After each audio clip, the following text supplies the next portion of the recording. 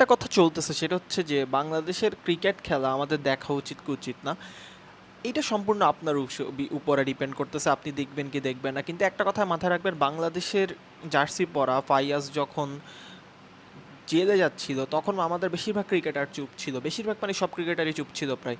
মুশফিক মাহমুদুল্লাহ কিংবা তামিম এরা ইনডাইরেক্টলি কিছু পোস্ট দিছে সেখানে, সাকিব আল হাসানের মতো প্লেয়ারগুলা যাদের নামে অনেক এলিগেশন ছিল, ফাইন্যান্সিয়াল এলিগেশন থেকে শুরু করে সে যে বেটিং সাইট প্রমোট করছে, এগুলো নিয়ে অনেকগুলো এলিগেশন, সে আওয়ামী লীগ সাপোর্ট করার কারণে বেঁচে গেছিলো, মাশরাফির নামে অনেকগুলো এলিগেশন ছিল ইভেদি প্রমোট করার কারণে।